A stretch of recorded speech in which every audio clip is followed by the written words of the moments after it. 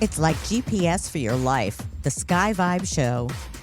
So you found us. Astrology, the Sky Vibe. Hi, I'm Judi Diamond.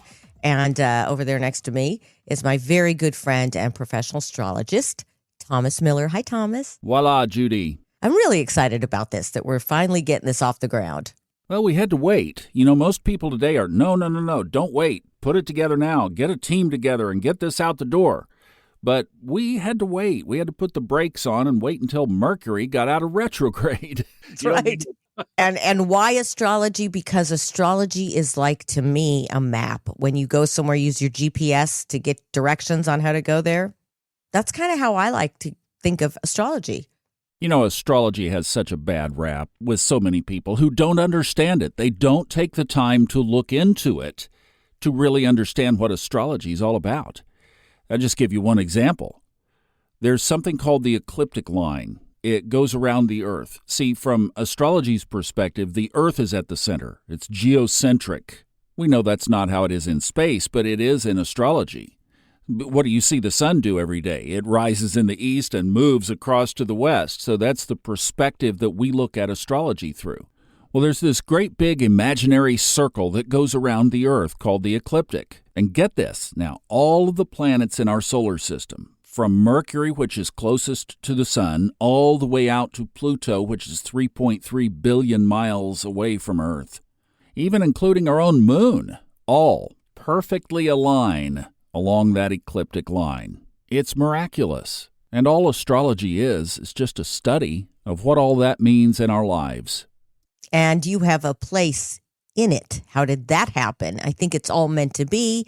And astrology is also just about every religion. It's in science. You will have backed up research that we talk about a full moon and how it affects us. If you think about it, we are part of it. We were coming from dust and material and the planet. So we're all connected.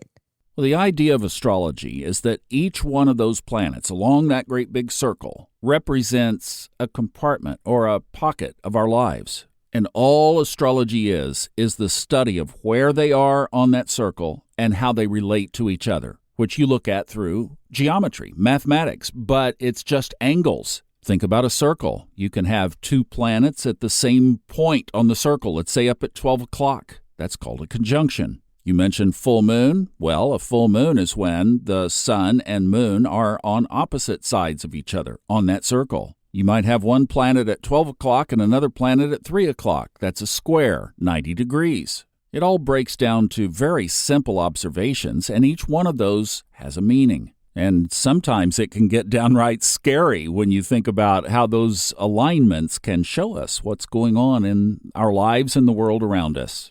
Yes, and that is what the Sky Vibe is about. We're going to break down things for you to understand you yourself better through the tools of astrology, which I'm really excited about, Thomas, because I've seen it come to fruition in my own life over and over and over again. Yeah, you've used it a lot in observing about your relationships. Yes, and when you did my chart, everything seemed to make sense as to why I was... Oh, that's why I'm always picking the certain man that I'm picking. The tendencies that I had. And yes, I am a full-on sun Leo. But when you have a Scorpio rising and then a Pisces moon, that's where all the other stuff came in. So it was not one aha moment because I've always read a lot about astrology. It was more of, oh, it makes sense. Everything's starting to click. And I've been using it to be able to see things a little more clearly in my own life, to know why I'm doing the things that I'm doing. And to, when I need the scorpionic energy, my ascending, how to use it. Or when you do these daily podcasts of where the sun, the moon, the stars, the planets, all that other stuff, if I'm saying it right, where everything is and how it's placed in my own chart, I know if I'm going to react a certain way, okay, that's my Scorpio rising act. I gotta bring it back. Or when Mercury's in retrograde, take 10 seconds. Don't send that text right away. My impulsive Leo wants to send it because doesn't he love me? I'm the best there is, kind of a thing. Exactly. And I go, wait, Mercury, going to be taken the wrong way. Exactly. So the tools. It is an amazing guide. And I'll tell you, here's what I've been reflecting on lately. I met astrology when I was at a low point in my life. The year was 2009, and I had just gone through a second divorce. And the way I grew up in Tulsa, Oklahoma, in fact, which you're in St. Louis, Tulsa was the farm club to the Cardinals back when I was growing up. And St. Louis to me was like, oh, that's the big town. That's where you go if you really need something. And that's certainly where you go listen to Jack Buck and Harry Carey doing the Cardinals games back in the 1970s. Now that's wow. There's some nostalgia for you. But my upbringing was on the fundamental side, and astrology was shunned. I mean, it was of the devil. Well, if we're going to go down that route, how did all those planets end up on that great big circle in that alignment? It takes a lot less faith to believe that was created by God than it just randomly happened from some big explosion. I mean, I definitely think that there was design in the whole thing. It's absolutely beautiful. So once I hit that low point, I kind of wiped everything off to a blank slate of belief, and I'm like, I have got to reconstruct a belief system that works for me, because I was not supposed to get divorced once, coming from, fundamental upbringing, wonderful little family, but I just all of a sudden had to stop and look at, why did my life turn out the way it did? And what I realized is I was not living consciously. I was not living intentionally. And one of the things I took a look at was astrology. And the very first, all I knew about it was that I was a Scorpio. That's all I knew. And I just took a look at it and read some things on my sun sign. And I was like, wow, that's totally me, or a good chunk of it. And I wanted to know more. And the more I studied, the more I learned, the more I got into it, the more I realized that this was the design system. This is the operating system code, if you will, for living a conscious life. It's not that astrology is going to make something happen to you. It's not that you're looking into evil places for answers to your life, and that all of a sudden, the Grim Reaper is going to jump out of a closet at you. It's not that at all. It has the interpretations around it are so lunatic crazy that even the very people who throw the biggest rocks at astrology have, in the manger scene of the Bible, the three magi, which are now translated as wise men.